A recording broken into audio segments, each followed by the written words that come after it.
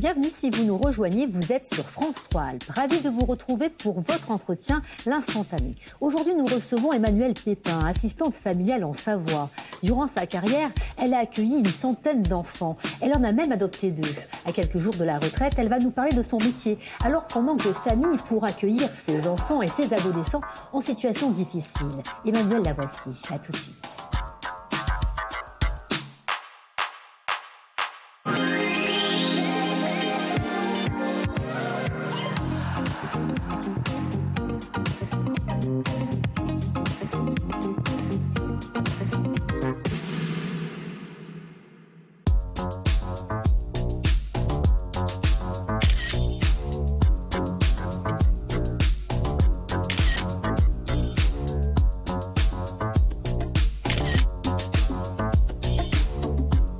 Emmanuelle, bienvenue. Lorsque vous êtes devenue assistante familiale, au tout début, vous étiez nounou, c'est-à-dire que vous gardiez des enfants chez vous, et puis un jour, vous recevez un appel. Oui, c'était un institut spécialisé sur Chambéry, une pouponnière spécialisée, qui avait besoin d'une famille d'accueil pour un petit garçon qui avait pas tout à fait 5 ans, qui était lourdement handicapé. Et il cherchait une famille pour l'accueillir les week-ends et les vacances. Donc ça a commencé comme ça. J'ai été sélectionnée après multiples entretiens avec des psychologues, etc.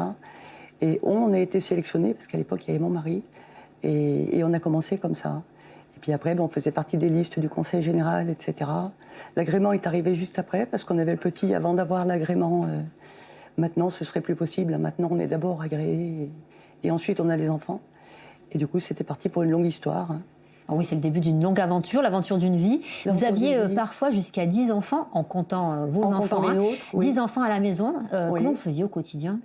C'était toute une organisation. On faisait parfois jusqu'à 2 services à table, pour être moins serré et plus à l'aise. Mais c'était sympathique. On avait un grand véhicule, des grosses marmites, une grande table. Voilà. Les couches, les douches ? Les couches, les douches. Oui, comme une famille nombreuse, tout simplement. On était comme une famille nombreuse en permanence. Parce que ces enfants, vous les avez élevés comme les vôtres, en fait. Tout à fait, sans aucune différence, comme les miens. Aimés, punis, disputés, comme les miens. Emmenés partout, comme les miens. C'est l'essence même de la famille d'accueil, par définition. On est une famille et on fait de l'accueil. Ces enfants, vous en avez même adopté 2. Oui. C'est une belle histoire. C'est une belle histoire, mais ça reste exceptionnel. Il faut garder ça en mémoire. Les familles d'accueil sont rarement les familles adoptives derrière. La plupart de ces enfants ont leur famille, leurs parents naturels qui sont là et qu'on ne peut pas effacer. D'ailleurs, ils ne sont pas adoptables parce qu'il n'y a pas d'autorité parentale, etc. Ces enfants, l'un d'eux, c'est le premier que vous avez accueilli quasiment, c'est Stéphane. Oui. Le second, c'est Clément. Le second, c'est Clément.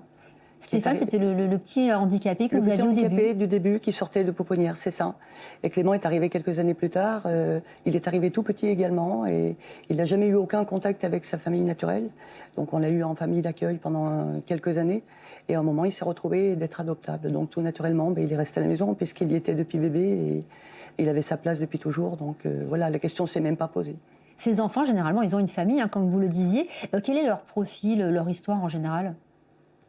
Il y a tous les cas de figure sont possibles. Il y a pas, on parle toujours des cas sociaux, etc., etc. Mais moi, j'ai accueilli des familles des enfants de familles diverses et variées. Des gens soi-disant très bien, qui avaient des beaux métiers.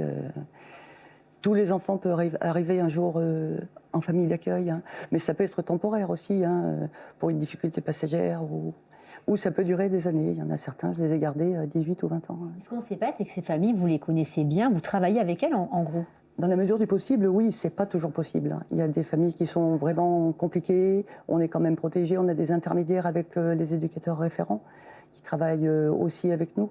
Mais dans la mesure du possible, on garde une relation avec les parents. Pour les enfants, c'est bien aussi de savoir que les parents et la famille d'accueil ne sont pas en compétition et se complètent simplement. Ils vous appellent Mère Pépin, je crois, les parents. Ils m'appellent, oui, il y en a qui m'appellent... Oui, les enfants aussi, ils m'appellent Mère Pépin, Manu, Mamie maintenant depuis quelques années. Depuis que je suis mamie, réellement, les enfants m'appellent Mamie également. Alors, il y a environ 40 000 familles d'accueil en France, c'est 10 000 de moins qu'il y a 10 ans. Regardez ce reportage.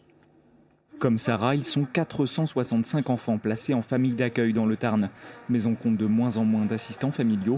Beaucoup sont proches de la retraite. On peut se retrouver en difficulté pour plutôt répondre à des solutions d'accueil, de placement d'enfants. C'est un métier qui n'est pas forcément connu et qu'on a besoin de valoriser. Que diriez-vous à une famille qui hésite à se lancer, à devenir famille d'accueil ? Je pense que c'est un métier qui est bien trop méconnu.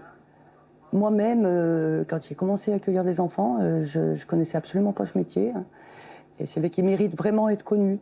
Moi, je ne peux que proposer aux gens qui ne savent pas trop, qui ont plein de questions, de participer à certaines réunions d'information qui se font au niveau du département. Et voilà, ça n'engage à rien et c'est vraiment un beau métier, ça mérite de se pencher dessus, quoi. Il y a quelques mois, les assistantes familiales ont manifesté devant les conseils départementaux dont elles dépendent. Elles demandent une revalorisation. Qu'est-ce que vous en pensez ? Je pense qu'on est déjà bien mieux considéré maintenant qu'il y a une trentaine d'années ou 20 ans en arrière. On était uniquement un outil de travail, on travaillait très peu avec l'équipe éducative. Alors que maintenant, on fait vraiment partie intégrante de cette équipe. On assiste aux réunions, on travaille de pair avec les parents quand on peut, et les éducateurs et toute la hiérarchie du département. Mais non, maintenant, on est quand même considéré, et puis on est formé, il y a un diplôme. Le fameux diplôme d'État, quand même, c'est quelque chose de sérieux. Vous allez prendre votre retraite dans quelques jours. La maison va se vider. Est-ce qu'ils ne vont pas vous manquer, ces enfants ? J'ai des nouvelles de certains. Heureusement, c'est bien au moins tous les derniers accueillis et puis ceux qui sont restés longtemps. Après, je n'ai pas de nouvelles de tout le monde. Vous ne les lâchez pas, vous gardez le lien avec ? Tant qu'ils ont envie de continuer à venir me voir, ils sont toujours les bienvenus, bien sûr. Et puis pour la retraite, oui, c'est dans quelques semaines maintenant. Et il n'y a pas la peur de l'ennui. J'ai 6 beaux petits-enfants adorables qui vont bien m'occuper le temps et je ne pense pas que je m'ennuie. Merci beaucoup, Emmanuelle, pour ce témoignage.